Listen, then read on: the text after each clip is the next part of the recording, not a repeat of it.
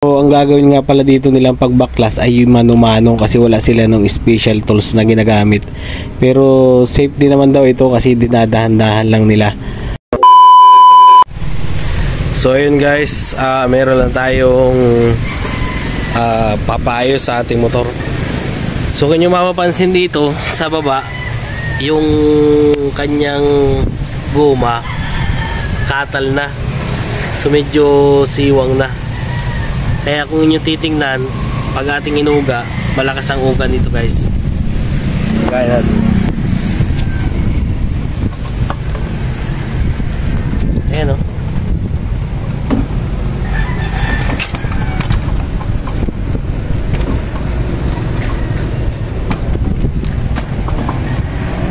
May kalug-kalug na. Kaya nawigil sa sa daan. So ayan.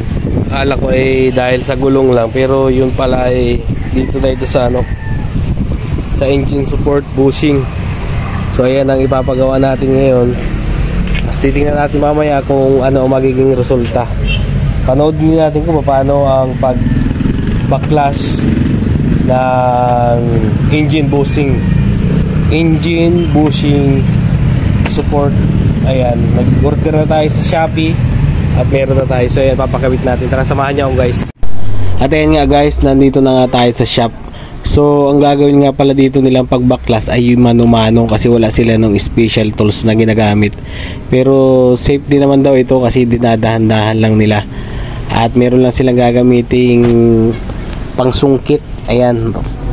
Kaya kung gusto mo mag DIY para magkabit, paano palitan ang engine bushing support, ayan, panoodin mo lang ito kung paano na ginawa.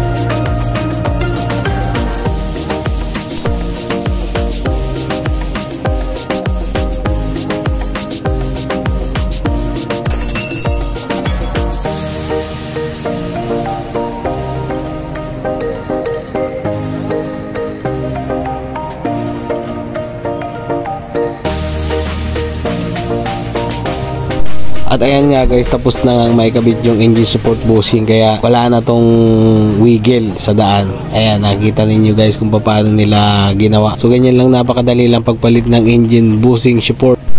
Paki-subscribe na lang ng ating channel, GRMix Vlog, at pakipindot na lang ang notification bell. Maraming salamat.